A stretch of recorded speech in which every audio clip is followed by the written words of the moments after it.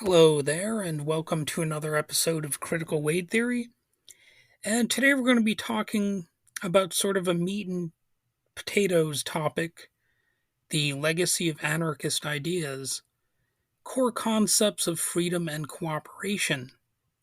So, excuse me, anarchist ideas have been woven into human history for centuries, rooted in ancient beliefs and values about individual freedom, self reliance, community cooperation, and opposition to overreaching authority.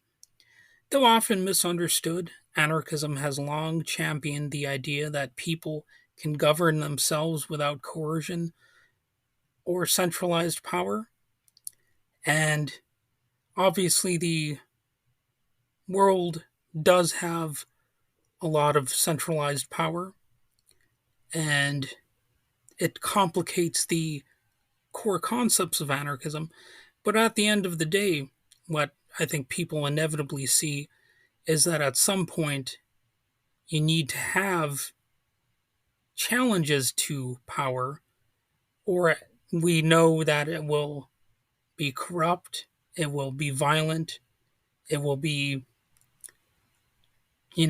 disruptive to people's daily lives, it'll create disharmony between people, it'll be discriminatory, and it'll just weaken the social bonds that people could otherwise firmly establish, ideologically and through policy.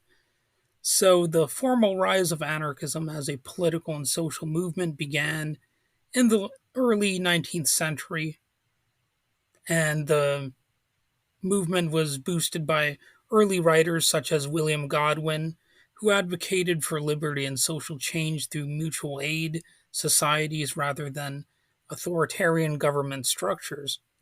Godwin's vision of a decentralized society built upon voluntary cooperation laid the groundwork for future anarchist thought and action.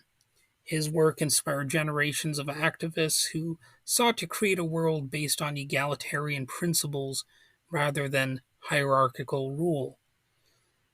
Charles Fourier soon expanded upon those ideas with his theory of utopian socialism.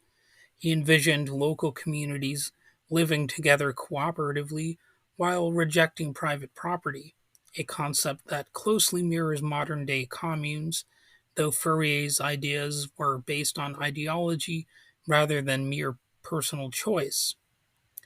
He had a broader concept than just a coincidental action, you might say. His radical vision challenged the prevailing economic and social structures, pushing forward the notion that true freedom could only be achieved through collective self governance. And those are not necessarily contradictory ideas. You can have a collective and a self governing individual, you know, type of framework. You can allow for individual freedom while still having cooperation with society at large. You don't necessarily need to be the proverbial hermit in the hills in order to have some level of freedom, although sometimes that doesn't hurt. Anyway, the Industrial Revolution brought forth various forms of labor unions throughout much of Western society, which were reactions largely to abuses from the economy. People wanted rights, so they organized to express their interests and to protect their own well being. Leaders such as Samuel Gompers fought for better wages and improved working conditions. However, these movements were often fragmented due to conflicting interests within their ranks. Many laborers saw capitalism not only as a financial failure, but as a moral one as well. Without wealth or influential connections, people face a system that offers little opportunity beyond being exploited. This widespread discontent fueled anarchist movements that sought to dismantle oppressive systems and replace them with structures emphasizing mutual aid, direct action, and decentralized decision making. So, from its historical roots to its modern manifestations, anarchism, and more specifically some of the basic anarchist precepts, continue to inspire those who believe in a society free from authoritarian control. So, contrary to myths, I just want to say, a final point here. The the idea does not necessitate that you be a perfect human being or that people will always make the correct decisions or whatever. You know, there is no perfect human society, and it's rather foolish to suggest that it will ever be attained.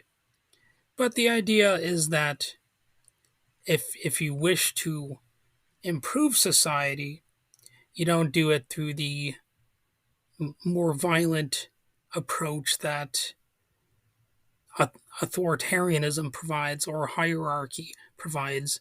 You try to reduce the potential for strife and social alienation by challenging those structures, in fact, and limiting power and creating a system that is, more open to participation rather than just handing all the power to the elites, the billionaires and the millionaires or whatever. That's really one of the core concepts, in addition to challenging the powers of a king or, of course, a president as well. You have the idea that society will still have power, but it will be less inclined to violence on a massive scale, especially, and you'll have more opportunities for people if you don't have these ideologies that sort of create social divisions.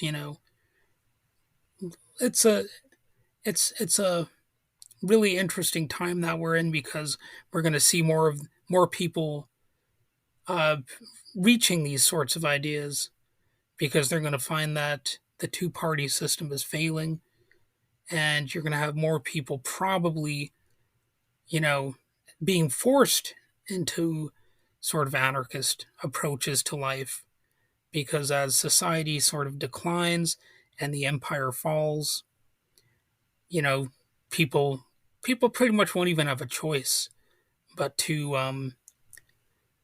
use some of these concepts and try to apply them to their communities because at a certain point the choice is either something like that or just sheer authoritarian nonsense.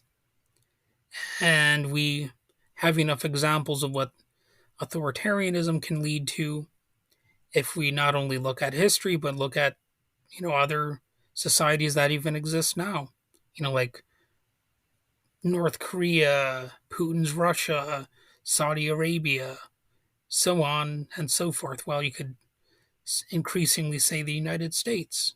So yeah, we're in a rather interesting position right now because we're sort of being forced into finding some of these concepts and trying to realize their merit in real time. Because if we don't do that, well, we're gonna be in more trouble than we bargained for. So all right, that's about all I have to say right now, and have a good day.